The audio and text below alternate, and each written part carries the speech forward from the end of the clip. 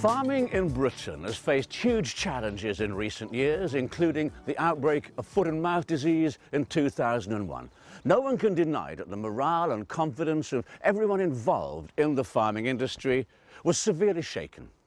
But from those hard days, there's emerged a new sense of direction, with new goals and new strategies for farming and the food industry.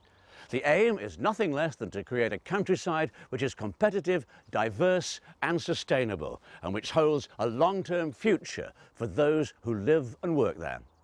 In a crucial first step with the reform of the Common Agricultural Policy, the link between subsidies and food production is about to be broken, allowing farmers to be rewarded for both the food they produce and their management of landscape and natural resources.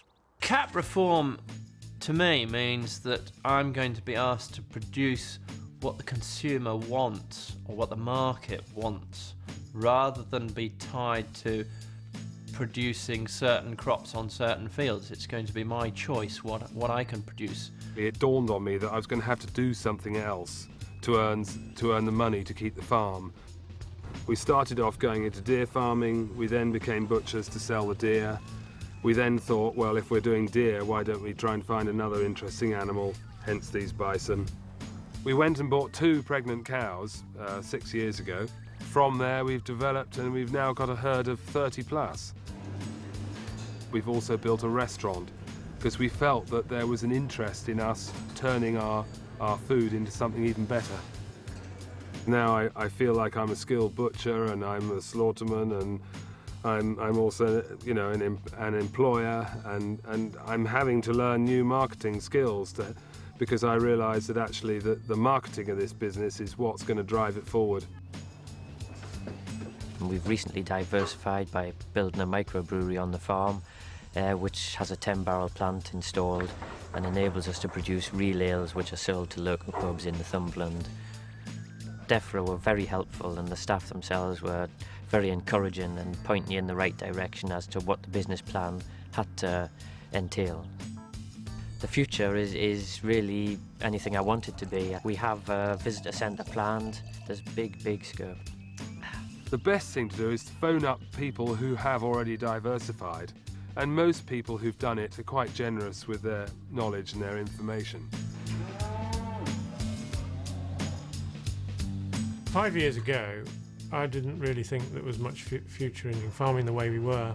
I'd got to dramatically change the way we did our farming, and that really meant joining forces with neighbours and farming the larger acreage together to get economies of scale. Farmers are very good at running small businesses with 2, 3, 4, 5, 6 employees. They're not experienced at running national scale businesses with scores or hundreds of employees, with maybe tens or hundreds of millions of turnover, and they need to acquire those skills. If we concentrate on our strengths and delegate the bits that we're less good at, there's got to be a benefit somewhere. I think over the years farmers have been very independent. They've been used to running their own businesses, and you need to trust your fellow farmers.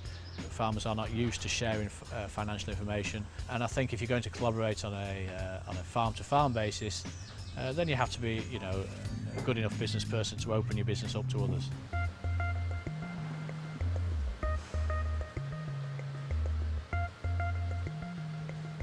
Benchmarking is having a look at your business processes, you know, how you manage the money, how you manage the machines, you know, how do you train, how do you communicate.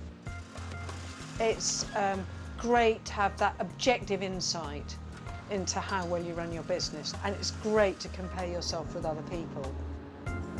If you don't take stock, you don't know where you're going, you can't really create the vision for the future. So, you know, and that's been a fantastic outcome for us of benchmarking.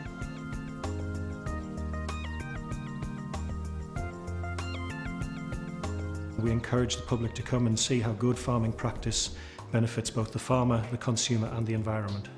And what we do in here is to show the public the farming operations that go on here and the wildlife that can be found here. this new stewardship scheme will hopefully increase the general pleasure for the public. And hopefully they're going to see a lot more of the wildlife that we're trying to encourage. Dealing with the public has been quite a revelation. At times you don't realise how isolated farming life has become, with less and less people working on the land. So it's actually very nice to have the public come onto your farm and show a great interest, and we can show them what we're doing.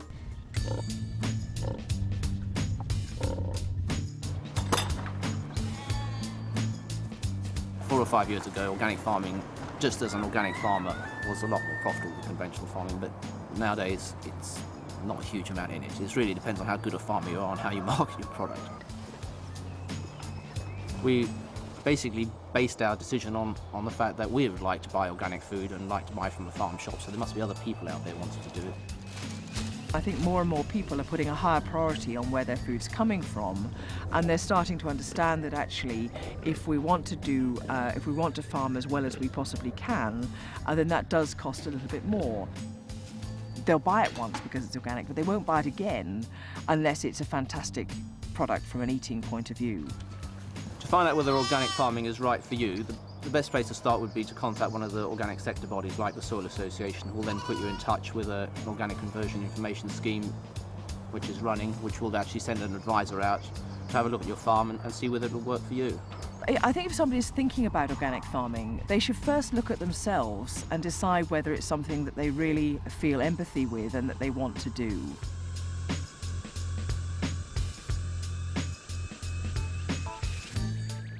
There are some real challenges, serious challenges for everybody involved in food and farming, but I think what we've seen over the last 2 or 3 years, with interest in local food, interest in quality, interest in provenance and authenticity, I think there's some great opportunities ahead, and I'm really excited by those.